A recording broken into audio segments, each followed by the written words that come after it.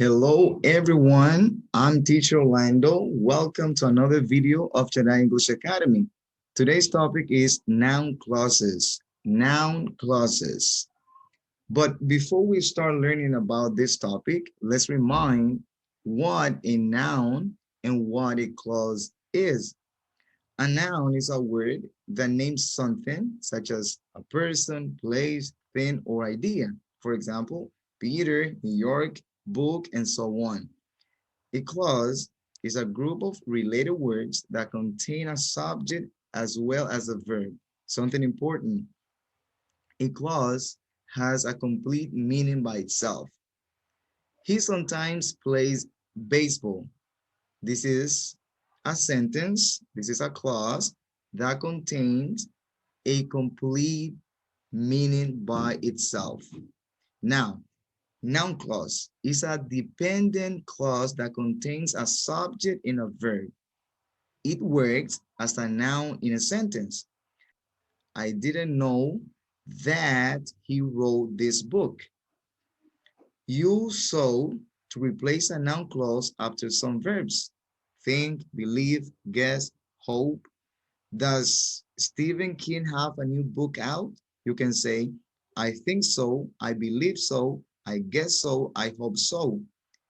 A noun clause can also be an adjective complement. You can say, it's interesting that she wrote a new book. It's interesting she wrote a new book. You can omit that if you want, especially when you speak. Embedded questions. An embedded question is a type of question which is included within another question or sentence. It is different from other types of questions as there must not be any auxiliary verb between the question word and the subject. Here we have some common yes/no questions and embedded questions. Let's see. Is that magazine interesting? Embedded question. Tell me if that magazine is interesting. If you say, tell me, is that magazine interesting? It's incorrect. Did he like the article? I like to know if he liked the article. If you say, I like to know, did he like the article? It's not right.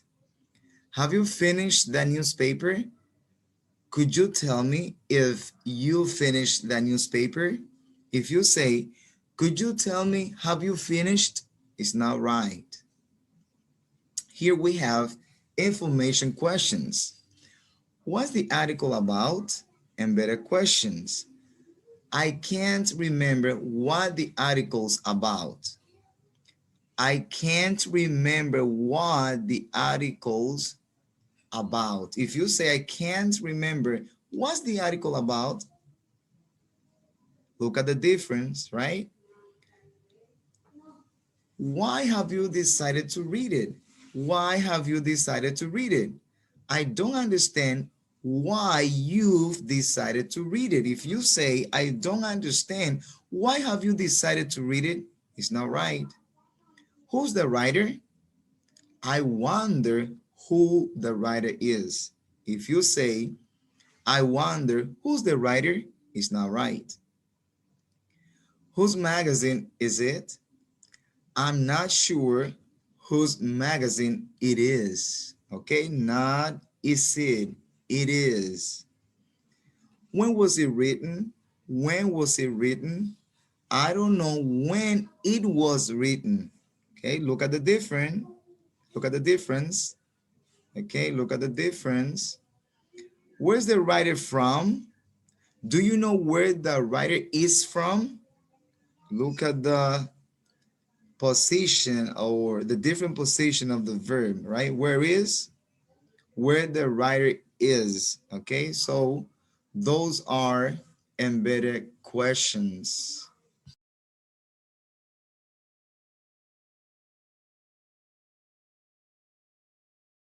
Read and listen. Fiction. A novel, a mystery, a thriller, a romance novel, a science fiction book, a short story. Nonfiction. A biography. An autobiography. A travel book. A memoir. A self-help book. Now listen again and repeat. A novel. A mystery. A thriller. A romance novel.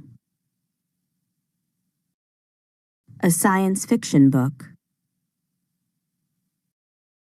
A short story. A biography.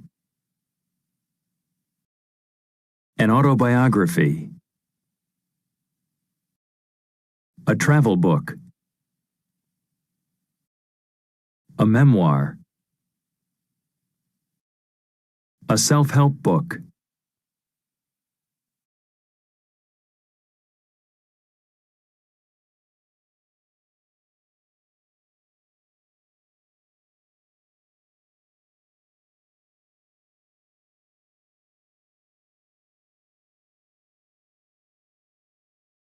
Read and listen to a conversation between two friends at a bookstore. Hey, Sophie. I've never run into you here before. Lynn, good to see you. Looking for anything special? No, I'm just browsing. How about you? I'm just picking up some gardening magazines for my mom. She can't get enough of them. So, anything interesting?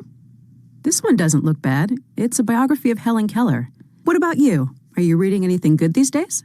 Well, I've got a new mystery on my night table, but I can't seem to get into it. I guess mysteries just aren't my thing. I know what you mean. They put me to sleep. Well, you're a big reader. I wonder if you could recommend something for me. Have you read the new John Grisham thriller? No, I haven't. I didn't know he had a new book out. Well, I can't put it down. It's a real page-turner. Thanks for the tip. Do you think I could borrow it when you're done with it? Of course. If you can wait till the end of the week, I'd be happy to lend it to you.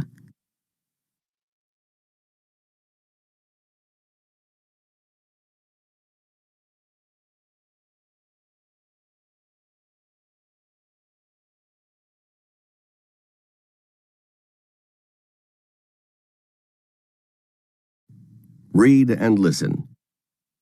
A page turner. A cliffhanger. A bestseller. A fast read. Hard to follow. Trash. Now listen again and repeat. A page turner. A cliffhanger.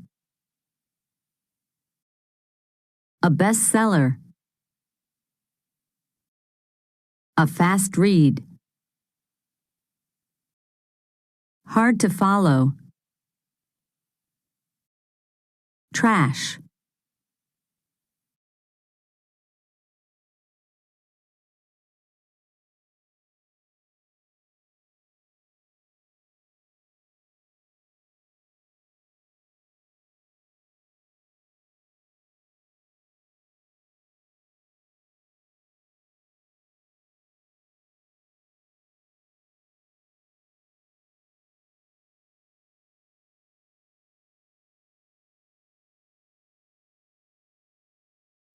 Read and listen.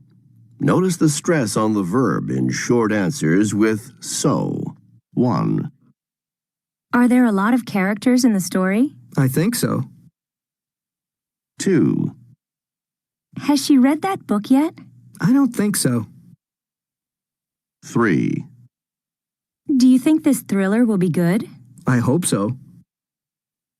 4, Does the story have a happy ending? I believe so. Now listen again and repeat. Are there a lot of characters in the story?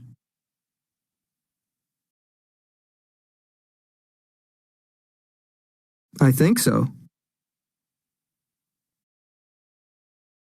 Has she read that book yet?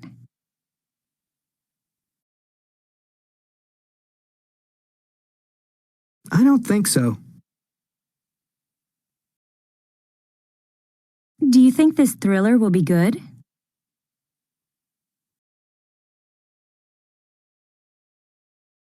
I hope so. Does the story have a happy ending?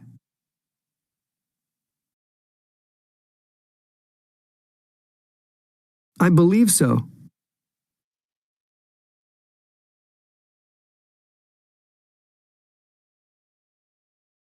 Read and listen to someone recommending a book. Have you read anything interesting lately? Actually, I'm reading a thriller called Don't Close Your Eyes. I've never heard of that one. Is it any good? Oh, I think it's a great book, and it's a cliffhanger. I highly recommend it. Well, do you think I could borrow it when you're done? I love cliffhangers. Sure. I doubt I'll finish it before next week, though. No problem. I can wait.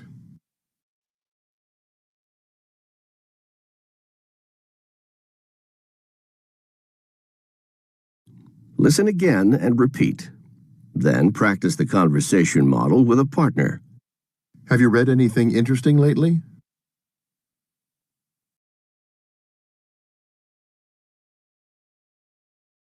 Actually, I'm reading a thriller called Don't Close Your Eyes.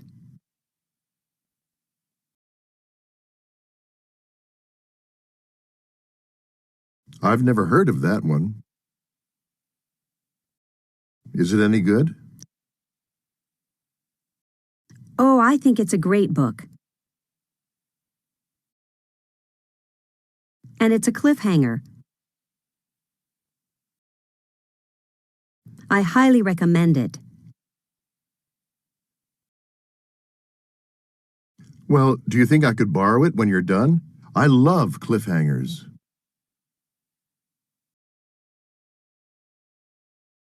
Sure. I doubt I'll finish it before next week, though. No problem. I can wait.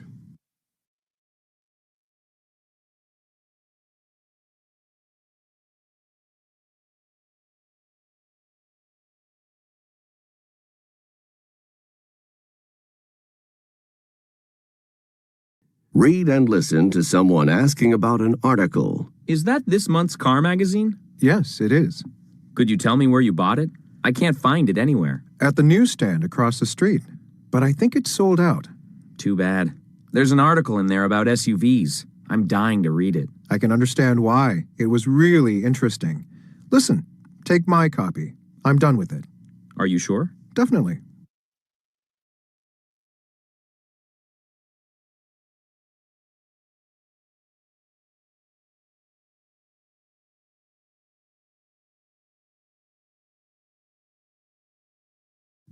Listen again and repeat. Then practice the conversation model with a partner. Is that this month's car magazine?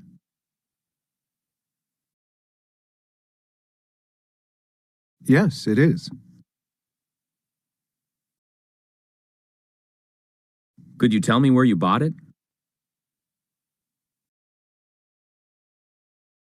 I can't find it anywhere.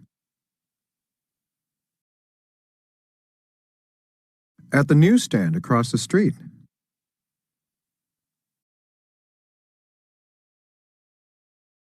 But I think it's sold out.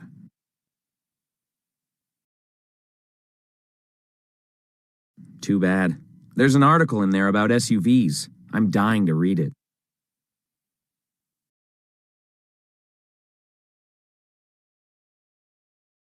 I can understand why. It was really interesting.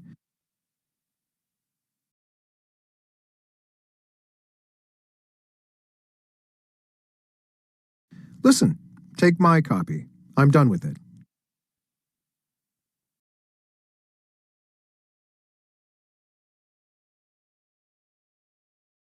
Are you sure?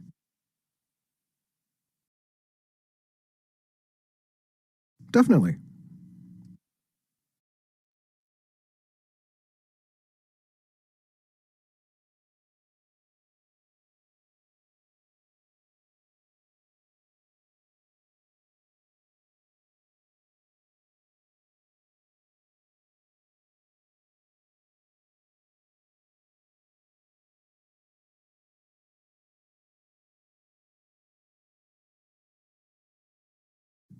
Read and listen.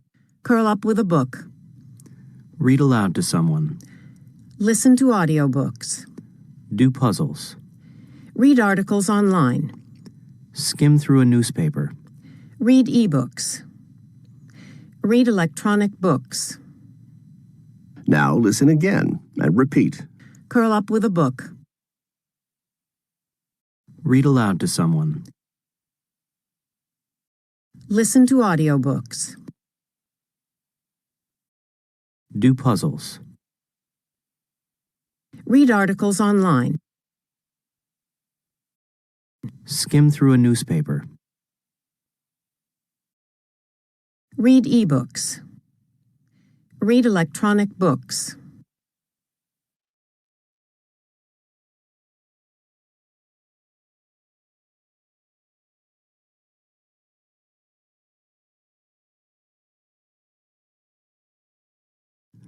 Listen and take notes to answer these questions about each speaker.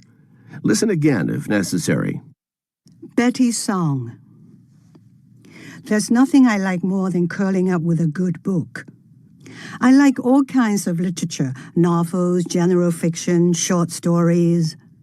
I also read a lot of books written by Japanese authors translated into Chinese. My favorite author, though, is Chang Ailing. She is a very famous author from China. Her work has inspired women for many generations. I like to read whenever I have a bit of quiet time, like early in the morning or during lunch hour, and at night when I'm lying in bed. I usually read in a small room next to my living room. It's like a small library with good natural sunlight. I really don't enjoy reading in coffee shops or other public places. I need a quiet space to read. For me, reading is a spiritual experience that gives me great personal satisfaction. Television and movies can't do that. I can't understand why anyone doesn't enjoy reading. I can't think of any better way to relax, to forget the pressure of each day. Silvio Ferrante. I really like to keep up with the news. I get the paper delivered on weekends, so that's when I enjoy reading it most. Pretty much from the first to the last page. During the week, I enjoy skimming through the newspaper in a cafe. But the weekend is the best time. There's nothing like lying in bed with the paper, a good cup of coffee, and some croissants or toast. Or, when the weather's nice, sitting in the garden and reading about what's going on in the world. And, well, I have to admit, one of my favorite places to read is in the, bathroom. I can spend a good half hour there reading the paper. Aside from newspapers, I really enjoy stopping at newsstands and spending about 5 or 10 minutes browsing through magazines. And of course, I also enjoy going to bookshops and checking out the latest novels, particularly historical novels. I just can't seem to read enough of those. Melissa White. I don't really consider myself to be a big reader because I don't actually read a lot of books. Most of the reading I do is either on the internet or in newspapers. I can't start my day without skimming through the newspaper during breakfast, checking out what's going on in local news or maybe what's going on in business. Mainly, I just look for the articles that look interesting, and I save them for later when I get back home from work. Then I like to curl up on the sofa with my newspaper and a good cup of tea. The truth is, I don't have a lot of time for reading books, and I don't have a lot of interest in reading them. Once in a while, I'll read one of the bestsellers or a good romance novel. But I spend a lot more time surfing the internet, checking out my favorite blogs. That's where I get my information from, and my entertainment. It works for me.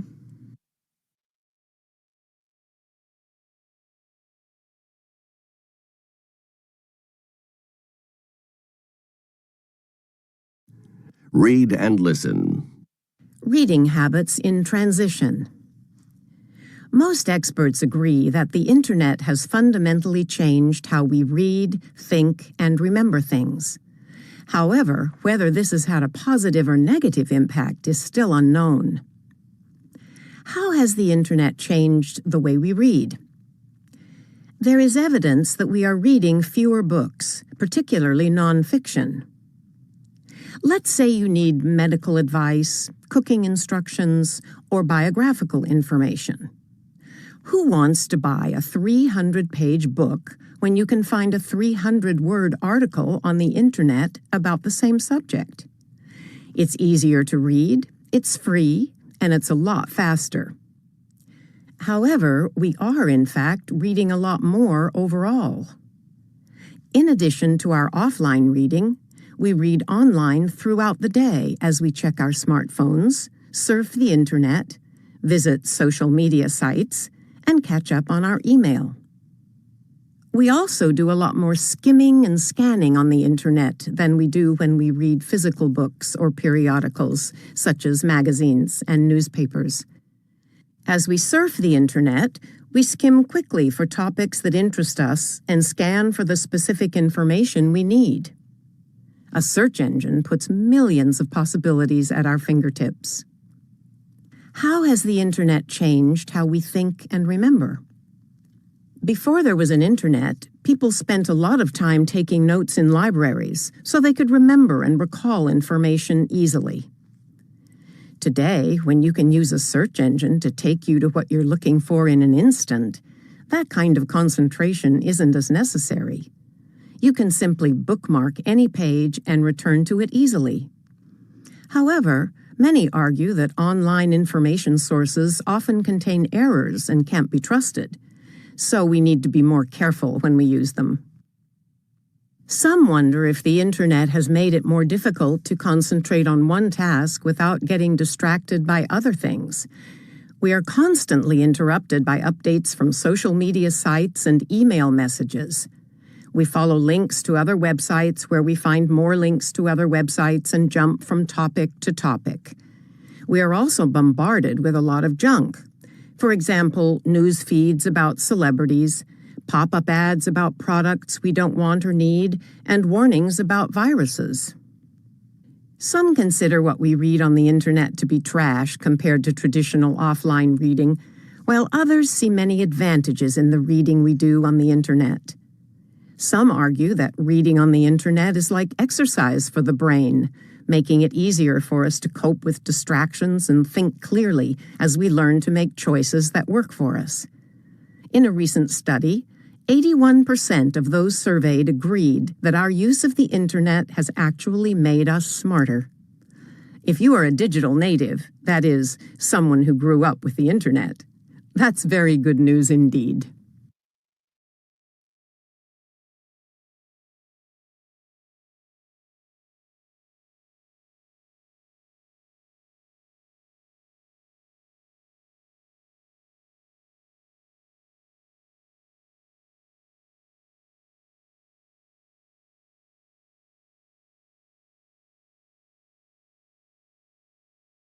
Listen to each conversation and write the type of book each person is discussing. Conversation 1. I'm reading a new mystery by Smithson. Really? Is it any good? Oh, it's a real cliffhanger. I can't wait to get to the ending. Then don't tell me how it ends. I might want to read it too. I'll let you borrow it. Thanks. Conversation 2. How's that travel book you're reading? Well, apparently it's a bestseller. Oh, yeah? Must be good. Actually, I can't get into it. It's not a fast read at all. Oh. Conversation 3. When are you gonna finish that romance novel? Pretty soon. To tell the truth, it's really trash. But you know something? I just can't put it down. I don't get it. Why are you reading it if it's trash? I can't help it. It's a page-turner. I've really been getting into it. Conversation 4. I'm reading an autobiography by a famous Italian artist. Wow, that must be interesting. I guess it should be, but I'm just not really into it. Don't you like autobiographies? Sure, I love them, just not this one.